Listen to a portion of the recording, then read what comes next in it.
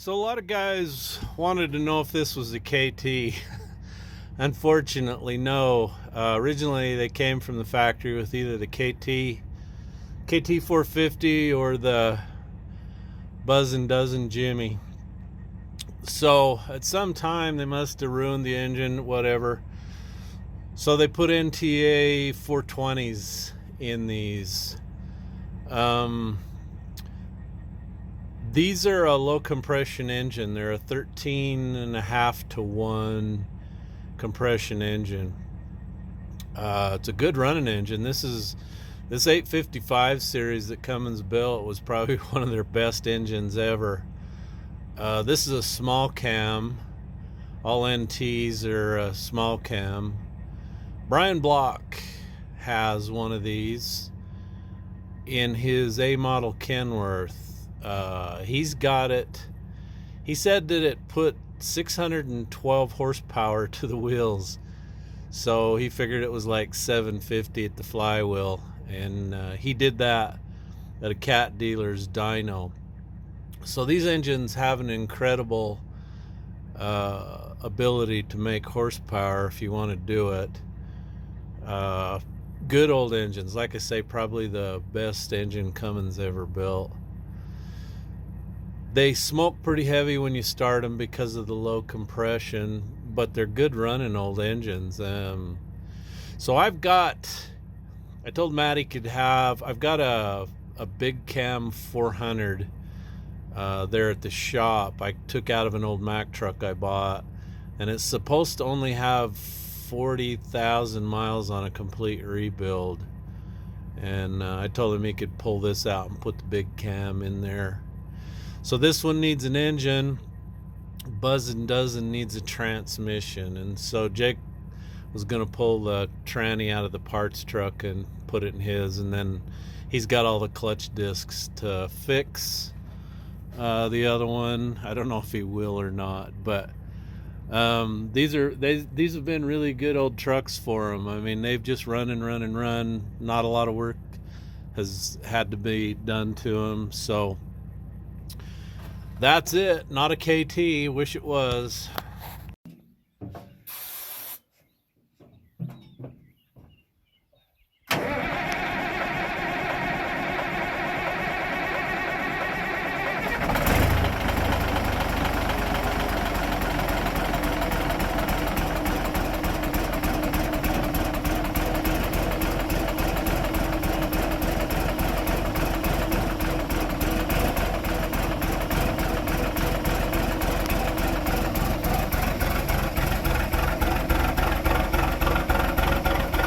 I think it's only running on 4.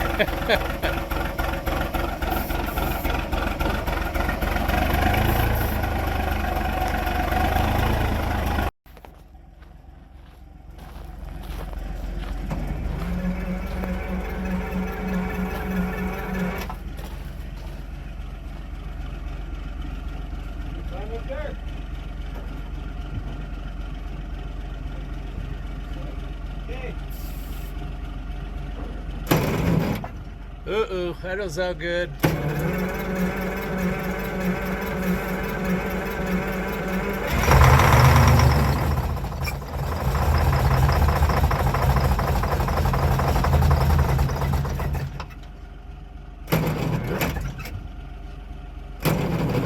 Oh, should have ethered it.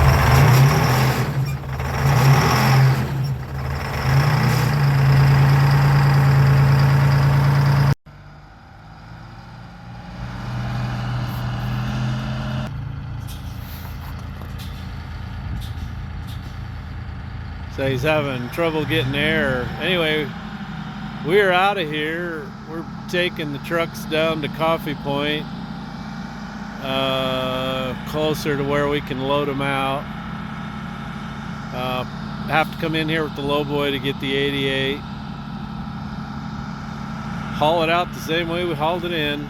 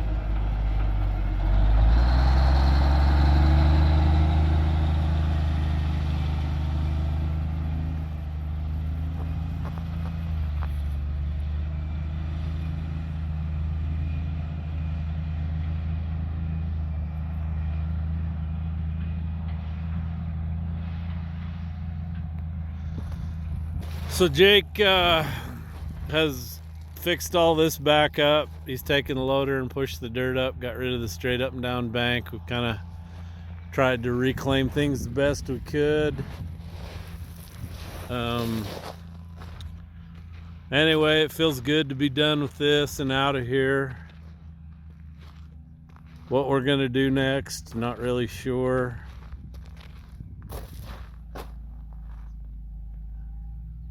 Maybe we can do a job for BLM, the other one, where we dig a big hole and bury them. I know the boys got pretty sick. They made 200 and some trips with those trucks. Oh, gets old real fast. Make a man out of you running this stuff. No AC, no radio. Hot, loud, rough riding. None of that modern creature comfort stuff. That's for pussies, man. So while I was out grading by myself on that long 11-mile stretch, the boys had some scraper work to do at about a day's worth. So they came and got the scrapers and went out and did the scrapering work. Of course, I was 50 miles away, so none of that got filmed. Sorry. So anyway, it's Labor Day. It's Monday, Labor Day. And I'm going to run off for a few days of well-deserved vacation. So I got the camper out, and I bought me a smaller generator. This is a Honda. This is I think a 2800 watt or 3000.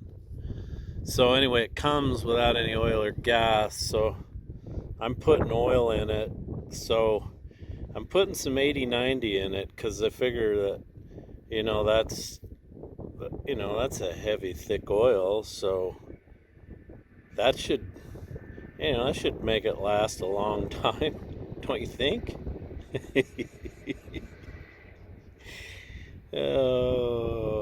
Okay, before you flip out, it's just an old bottle I washed out. And I'm putting some 1540 in her. So anyway, I hope you've enjoyed the videos of the BLM job. It's one of those jobs where you're out there in the middle of nowhere for over a month. And I've said this before and I'll say it again. I did enjoy it. I enjoyed being out there by myself, being alone. That's nice about it. I certainly didn't like the drive every day, but enjoyed the peace and quiet and the serenity, I guess. So where are we going after this? We've got 3 lava rock barbs to put in the Snake River to protect a guy's property. There, I spilled all over. He got a permit from the Corps. It's taken him a long time to put these barbs in, and I'll be showing you how these work. They have to be placed at like a 30-degree angle upstream, and as the water comes across, it redirects the water away from the curve. Gotta go dig a big hole with the excavator and clean up an old farmyard. They're cleaning up the scrap iron as we speak. You don't bury iron. Can't bury stuff that treated lumber, things that can contaminate your groundwater, whatever. Even though groundwater is probably 200 or 300 feet away, but it's just things you don't do. And then what else have we got? I forget.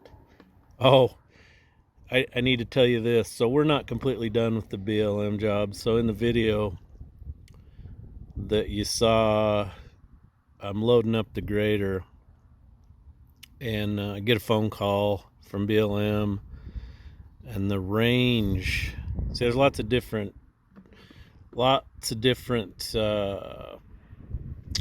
agencies of the BLM. So we're working for the, we deal with the engineering side on these roads.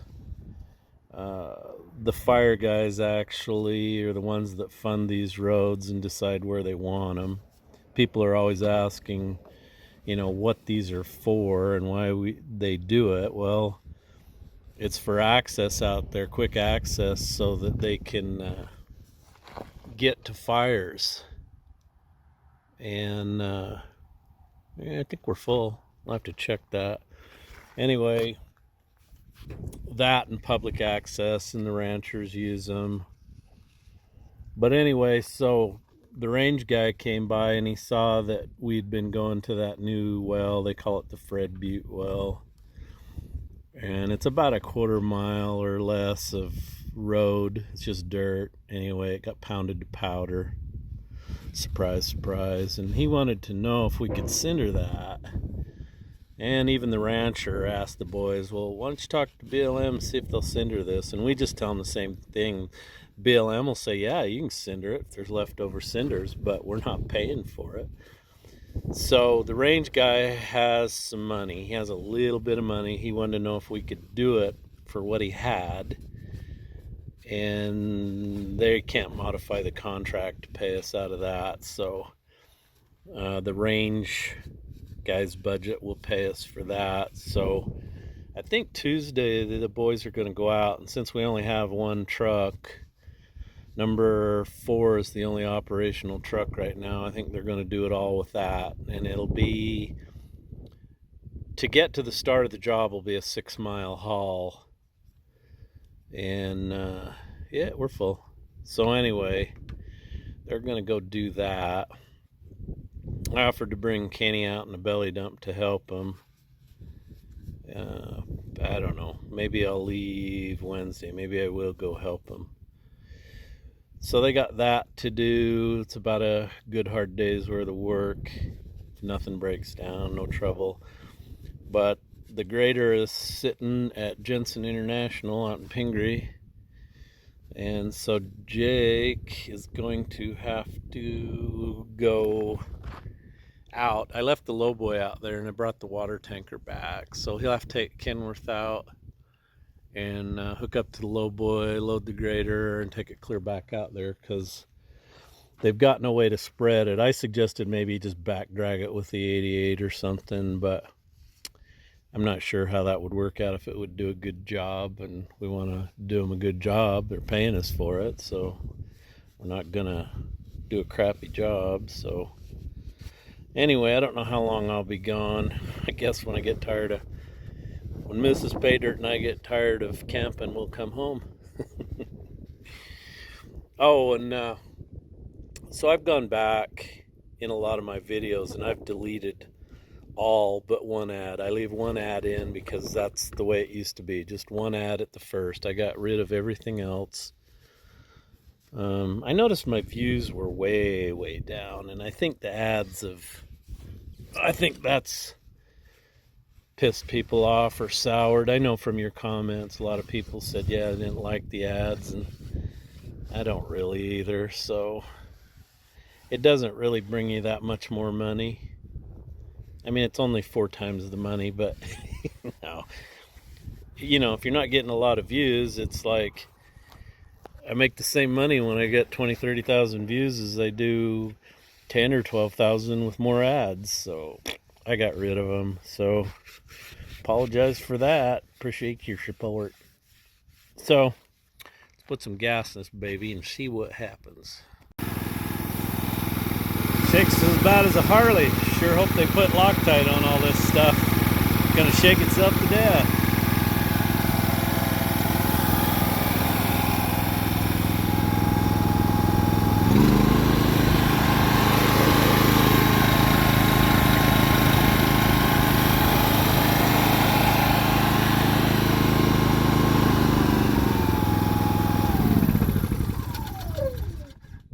So I got 2 20 amp outlets, so I'm assuming I probably need to go get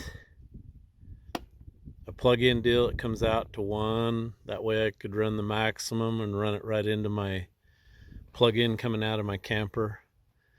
Not really sure about that. I'm kind of a virgin when it comes to this stuff here. Hey, but I think putting 90 in a crankcase, that was a wild idea. I mean, when I saw that guy assembling a 440 with 90 weight, I thought to myself, this guy's a genius. I don't know why I didn't think of that, especially on the piston rings. Can you imagine how well piston rings would seat with 90 weight gear oil? Whew, that guy's smart. I love it. Looks like Let's Dig 18 showed up in my neighborhood. Oh, looks like a stubble fire. You been to Idaho lately, Chris? So somebody has a stubble fire, and every cop in the county has to come screaming out here, 100 miles an hour. What's a cop gonna do for a stubble fire? It ain't gonna hurt nothing. It's just a lot of smoke. They burn fields all the time. I'm sure that wasn't on purpose, because it was all windrowed to bail it. If I had my drone going, I'd get it out, but I think the batteries are dead.